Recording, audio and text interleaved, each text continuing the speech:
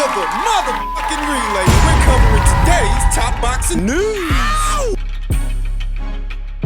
Okay, we'll start with this. Reigning WBA super flyweight champion of Argentina, Lescurat, is going to be returning to action later on this month opposite the Ring Mexico zone, Regina Chavez. Most immediately, you notice the discrepancy in the fighters' ages. Clara, the champion, she's 35, whereas Regina, she's only 19. Only 19 years old. Oddly enough, at 19, she already has more pro bouts than Clara Lescurat. In spite of being 16 years younger, she's already got more pro fights, more rounds in the bank, arguably more experienced as a professional. Though not as talented, it's not without its ups and downs. At only 19 years old, Regina already has 3 losses and 3 draws, whereas Clara Lescurat sports an unblemished record of 9 wins with no losses, no draws, 4 knockouts. To Regina Chavez, who sports a professional record of 7 wins with 3 losses, 3 draws, 1 recorded knockout, having never been knocked out in 13 professional bouts. This has the look of a keep busy fight to me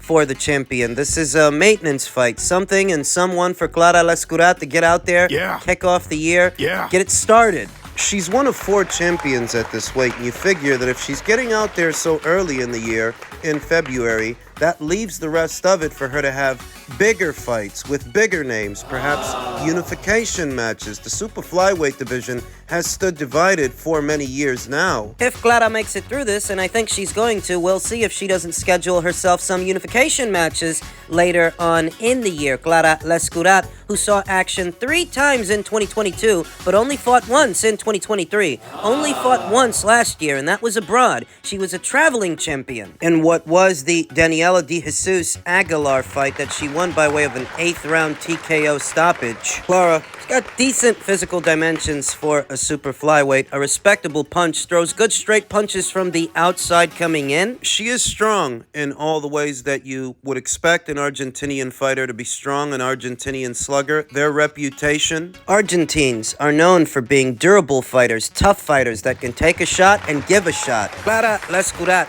is no exception.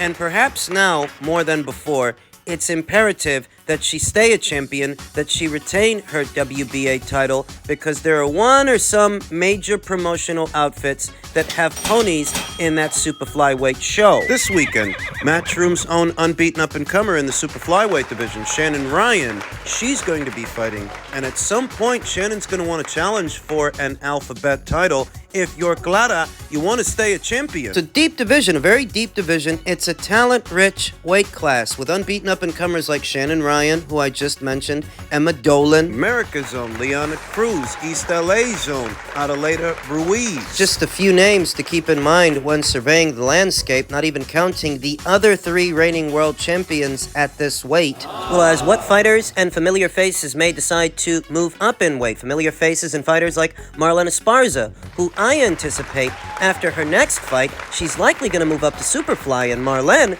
she's with Golden Boy Promotions, so you see what I'm getting at, that between a fighter like Shannon Ryan being with Matchroom and a fighter like Marlene being with Golden Boy, these promotional outfits that have major broadcast deals, a division like the super flyweight division in the next 12 months may develop more of a profile as it goes largely unnoticed. You've got the reigning IBF champion of Mexico, Irma Garcia, the reigning WBC champion of Mexico, Ashley Gonzalez. You've got Japan's own WBO champion, Mizuki Hiruta, and of course, Clara Lescurat of Argentina, who holds the WBA title. Every single one of these champions could stand to benefit from major promoters with broadcasters making cash injections into the super flyweight division. Because at some point, they're going to want their unbeaten up-and-comers and their fighters to fight for a title, and Clara Lescurat, among 3 others, she is a titleist. She is a world champion. So there's an opportunity there lying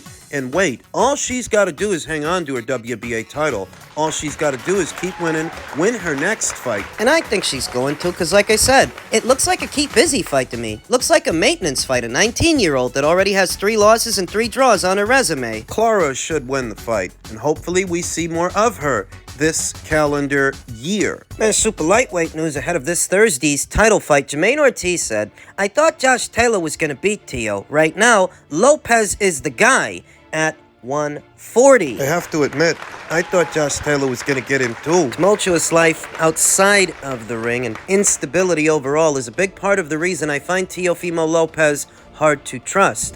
Jamaine Ortiz, he didn't think Teofimo Lopez would beat Taylor. Ortiz expected the Scottish southpaw to retain his WBO title when he opposed Lopez on June 10th at the Hulu Theater at Madison Square Garden, the same New York venue where Ortiz tested Vasily Lomachenko several months earlier. Taylor entered the ring a 2-1 favorite that night, but Lopez's upset established the former unified lightweight champion as the top champion in the super lightweight division, at least according to Ortiz. Right now, he's the guy, Ortiz told BoxingScene.com. He is the guy, and once I beat him, I'll be the guy. Like I said, I find Teofimo Lopez a hard fighter to trust. He seems unstable to me. You know, 1 minute he looks all right with a Lomachenko, then he loses to a Cambosos. He gets dropped 2 times by a Sandor Martin, only to turn around and put on a career-best performance against Josh Taylor. To be honest, I thought Josh Taylor was going to be able to pull it off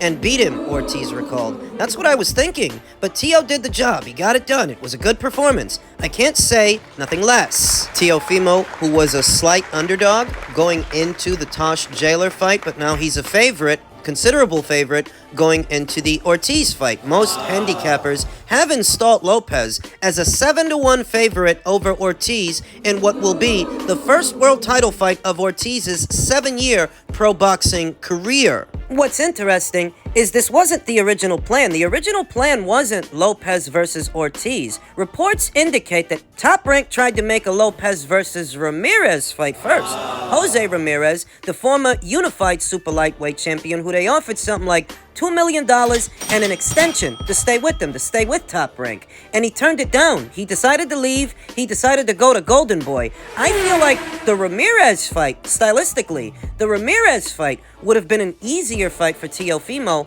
than this one. There's not a lot to Jose Ramirez. He's a mid-range to inside pressure fighter, volume puncher, aggressive guy, and Teofimo does good against aggressive guys. It's the guys that move around. It's the guys that box him up. Those are the guys that give him problems. You could say that Jamaine Ortiz is more of a boxer than a Jose Ramirez. Jamaine Ortiz, who said, I think a win would bring my career where I always wanted it to be, become a champion, beat a top-level fighter, and go for all the big names and all the champions. I think it will put me on the map as a great fighter, one of the best fighters, and that's what I'm looking to do. February 8th, Jamaine Ortiz moved up from 135 to 140, just like Teofimo Lopez, but he does look a smidge taller than Teofimo and somewhat longer than Teofimo, with more wingspan, longer legs for longer strides to navigate the ring and use it. Like I said, Jamaine Ortiz is more boxer than puncher. He's more of a cerebral fighter, I'd say, than an artillery guy. I think he's a good fighter, obviously, Ortiz said. I can't take that away from him. I like challenges, and I like to feel like a great fighter is going to bring out the best of me. February 8th, when I beat Teofimo.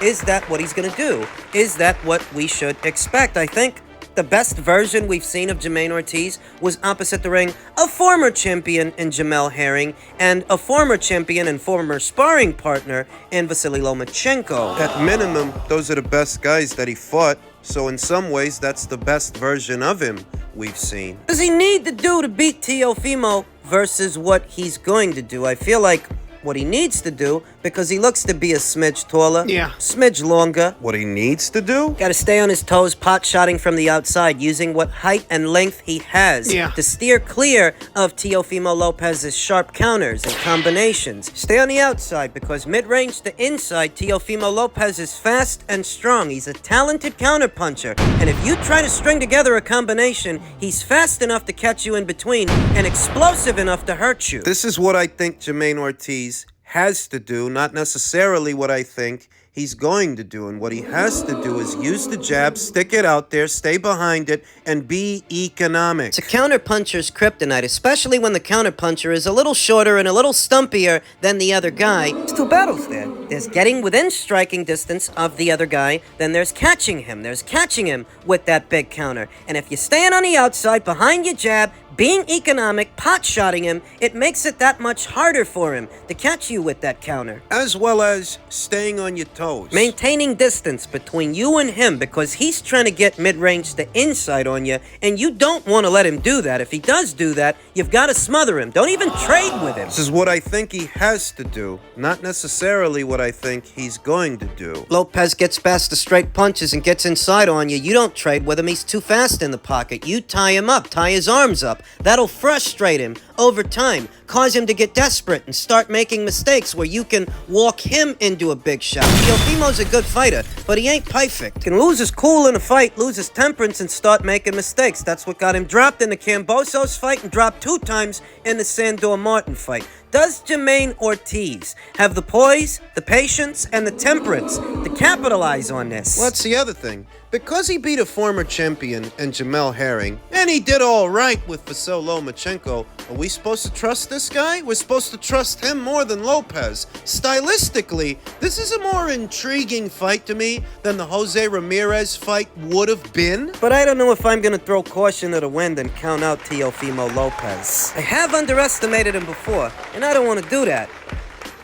Forget popular opinion, all right? If you think you know boxing, then you should know Keith Thurman is going to defeat Tszyu March 30th on Prime. Sean is just towing the line, man. Yeah. The company line. Yeah. And the idea that because a boxer says something, that's true. It's any more objective than what you would get from a fan, a boxing fan. Nothing could be further from the truth because the boxers struggle with objectivity just as much as the fans do, and they take sides the same way the fans take sides. If Sean is taking Keith Thurman's side, I think it's because he fought him before, he shared the ring with him before, because Keith Thurman is an American, whereas in this situation, Tszyu is the away fighter, because Keith has been with the PBC a lot longer than Tszyu has. I think Sean Porter's assessment has everything to do with that and nothing to do with the actual fight, the fight itself, because conventional wisdom would dictate that a fighter in his mid-30s who hasn't fought in 2 years,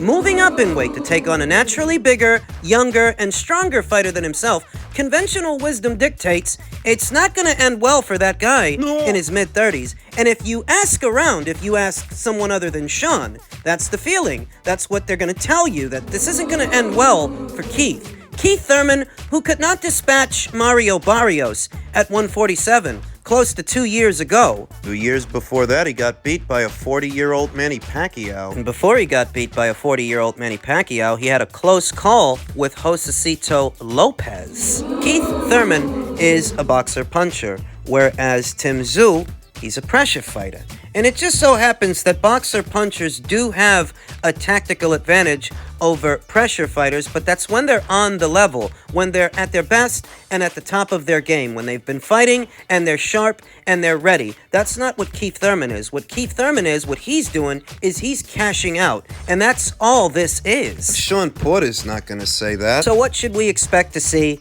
in the Tszyu versus Keith Thurman fight? Why does this fight seem like a foregone conclusion to so many people? Well, you know, Keith Thurman, he's been in there with a pressure guy before. He's been in there with a pressure fighter before. A pressure fighter in Sean Porter many years ago, back in 2016. Keith has seen and dealt with a pressure fighter before, and he's about to deal with one again 8 years later, 8 years after the Sean Porter fight. So what are the differences between this fight and that fight? Well, in that fight, which was 8 fucking years ago, that was down there at welterweight. This fight, it's at middle. It's at a catch weight of 155. That's middleweight. Anything above 154 pounds, that's middleweight. So what separates this fight from that fight, at least a part of it, is that was a welterweight contest, and this is a middleweight contest, as well as Keith Thurman being a much younger man back then than he is now. He's in his mid-30s now. That's important, because back then he had a fresher set of legs to move around. A big part of how he was able to beat Sean Porter, moving around, creating space, setting traps, and walking Sean into punches, because if nothing else, you know that Sean is going to barrel forward and try to crowd the pocket so you can catch him coming in. That kind of strategy, 8 years later with Tszyu, it's contingent upon his legs to create space and stay out of the pocket, his speed and his reflexes, his timing timing, which I have no doubts, has degraded over time, in tandem with Sean Porter being a shorter, stockier fighter than, say, Tim Tszyu. Sean Porter, in spite of being a pressure fighter just like Tszyu, he doesn't have the same physique, the same frame, the same ring coverage as a Tszyu because he's a shorter, stumpier, stockier fighter. So the whole time, whole round, he's trying to get close to you. And so is Tszyu, but he's a taller, longer fighter. He gets off those straight punches, those long-range punches from the outside coming in as he closes the distance. And because he does that, it's harder to catch him in between the shots. If you open up as he's barreling forward, he might land. He might connect. There's a lot of punch picking. The pressure that Tszyu applies is a lot more educated than the frenzied attacks and flurries from Sean Porter. We all know that Sean was very good at staying on top of his opponents, but he would often overshoot the distance and end up so far on the inside that he'd smother his own work. Tim doesn't do that. He doesn't overshoot the distance, and he doesn't smother his own work as a result. He steps into his jab to bring the backhand over and maintains a bit of space between himself and the other guy. Drive the punches. Why was Keith Thurman able to walk Sean Porter into so many hard shots? It's because Sean overshoots the distance. Tim doesn't. Tim has more ring coverage, better ring coverage, because he's taller and longer, whereas Sean, being shorter and stumpier, he's just trying to get close to you. For Sean, that was a battle unto itself, and that's one of the glaring differences between the pressure that Sean applies and the pressure that Tim applies. He's more methodical. His pressure is more educated. He does a lot more punch picking and sharpshooting, even though he's a pressure fighter. 8 years ago, Keith Thurman had the legs and the freshness and the snap on his shots to walk Sean into counter shots, big hooks, big punches. 8 years later, I don't think he's got it, and I don't think he's got the durability to withstand what punches get in, because it's a 36-minute boxing match. Punches are going to get through. Punches are going to get in. And when they do, Keith Thurman will respond by moving around, trying to create space, the same way that Terrell Gausha did, the same way that Tony Harrison did. And these guys got bigger frames than little old Keith. Yeah, Keith Thurman's been in there with a pressure fighter before, but Tszyu's been in there with a moving target before. 2 moving targets in Terrell Gausha and Tony Harrison. Naturally bigger men than Keith Thurman. A few shots get in. This guy's gonna get on his bicycle. Once he does, this fight is gonna start to look like the Tony Harrison fight last year. Or the Gabriela Fundora versus Christina Cruz fight a little over a week ago, to where you have one fighter trying to fight the fight from the outside, but they can't because the other fighter's naturally bigger and stronger. You just ain't got the length to fight that kind of fight against this guy. Keith won't be able to keep Tim off of him. I don't know what the fuck Sean Porter's talking about. Keith would be lucky if he could finish this fight on his feet, because he might not.